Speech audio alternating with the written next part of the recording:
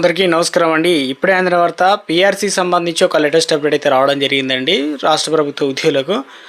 ఆ వివరాలు ఏంటనేది కూడా వీడియోలో తెలుసుకునే ప్రయత్నం చేద్దాం. వీడియో చివరి వరకు చూడండి, అర్థమవుతుంది. మరోసారి ఛానల్ వస్తే తప్పకుండా సబ్స్క్రైబ్ చేసుకోండి. చూస్తున్నారు కానీ లైక్ చేయడం మర్చిపోతున్నారని వెంటనే లైక్ చేయండి.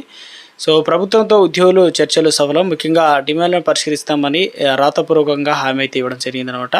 బస్సు యాత్రలో చెల్లో అదేవిధంగా హైదరాబాద్ వాయిదా అయితే వేశారు. అయినప్పటికీ ఉద్యోగ సంఘాలతో జేఏసీ కేబినెట్ సబ్ కమిటీకి భేటీ నేతలతో చర్చించిన తర్వాత డిప్యూటీ సీఎం బట్టి రికార్డుల మంజూరుకు సంబంధించి ప్రభుత్వం అంగీకారం. త్వరలోనే పీఆర్సీ అమలుకు సిఎస్ సిఎస్ రద్దుకు కమిటీ 8న జరిగేటువంటి భేటీలో భాగంగా హెల్త్ కార్డులకు సంబంధించి ఖరారు అయితే చేయడం జరిగిందనమాట. దీంట్లో ముఖ్యంగా సబ్ కమిటీ భేటీలో అనంతరం వెల్లడించిన ఉద్యోగుల జేఏసీ ముఖ్యంగా మంత్రులతో చర్చల అనంతరం జేఏసీ నేతలు నాంపల్లిలో టీజీఓ భవన్లో మీడియా సమావేశం అయితే ఏర్పాటు చేయడం జరిగిందనమాట. చేసింది. ఈ సందర్భంగా జేఏసీ చైర్మన్ మారా జగదీశ్వరం మాట్లాడుతూ ప్రభుత్వం తమ సమస్యలను పరిష్కరిస్తామని చెప్పేసి హామీ ఇచ్చినందుకు ఉద్యమ కార్యాచరణ తాత్కాలికంగా వాయిదా వేస్తున్నారని చెప్పేసి ప్రకటించారు. ఇక ప్రభుత్వం అన్ని సమస్యలు పరిష్కరిస్తామని చెప్పేసి హామీ ఇవ్వడం జరిగిందని చెప్పేసి ఇప్పటికే కొన్ని ముఖ్యంగా డిమాండ్లు కూడా పరిష్కరించినందున పీఆర్సీ రిపోర్ట్ను తెప్పించుకొని కూడా తమ